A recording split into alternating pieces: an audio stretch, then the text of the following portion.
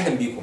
قبل ما نطرح عليكم كشباب من الحريه والعداله تصورنا ايه المخرج النهارده من الازمه اللي مصر بتعيشها، خلينا نقول يوم 1/7 بعد البيان الاول من الفريق السيسي واعلانه كحكم بين السلطات، حصل حاجتين في مصر في شده الخطوره. الحاجه الاولى، نزلت يافطه كانت مرفوعه بالدم اسمها يسقط حكم العسكر، وتحط مكانها يافطه جديده اسمها عسكر زي السكر.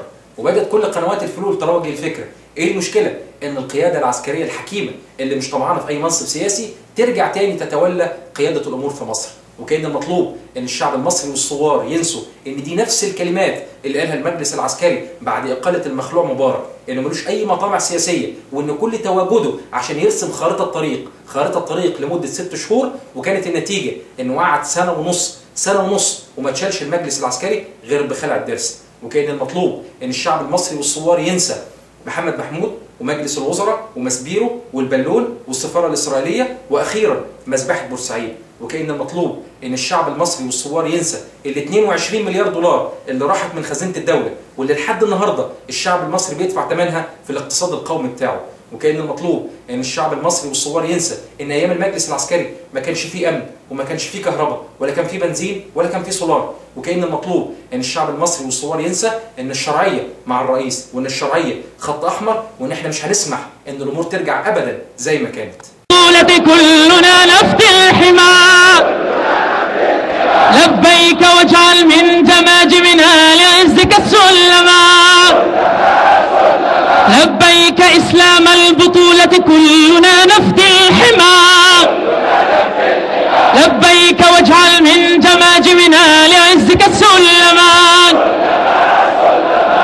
والحاجه الوحيده اللي ممكن تطلع بيها النهارده من البيان هو ان فعلا في انحياز للشارع والميادين. وطالما الكلمه بقت للشوارع والميادين واللي يقدر يحشد اكتر، والشرعيه النهارده بقت مهدده ان هي ممكن تداس بالبياده ومبقاش ليه اي قيمه للشرعيه، حبينا نقول ان الشرعيه بالنسبه لنا هي خط احمر، بل بالعكس هي خط النار. وعلشان كده اللي هيفكر فيكم انه يلمس شرعيه الرئيس لازم يفكر الاول ان لازم يعدي على جثثنا، ولان اتحرقت مقراتنا واحنا سلميين، واتقتل مننا شباب واحنا برضه سلميين. حبينا نقول لكم عشان توصلوا لشرعيه الرئيس يا ريت تمروا على جثث شباب التيار الاسلامي كله.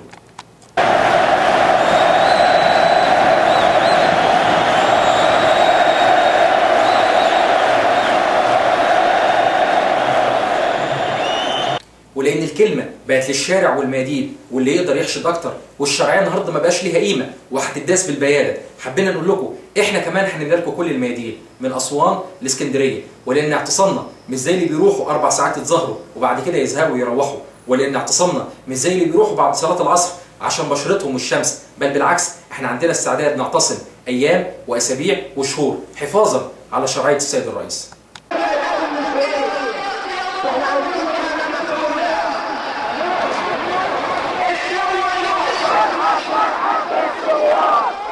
ورؤيتنا هي 3 نقاط. النقطة الأولى، انتوا بتقولوا ان شعبيتنا اتأثرت وده حقيقي ودي فرصتكم، يلا نعمل انتخابات برلمانية سريعة، خشوا وخدوا فيها الأغلبية وشكلوا الحكومة واحنا مش هنمنعكم، بل بالعكس هندعمكم.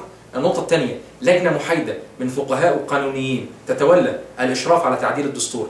النقطة الثالثة، الاتفاق على شخصية وطنية تتولى قيادة الحكومة في الوقت الحالي وهي اللي تشرف على العملية الانتخابية. غير كده احنا كمان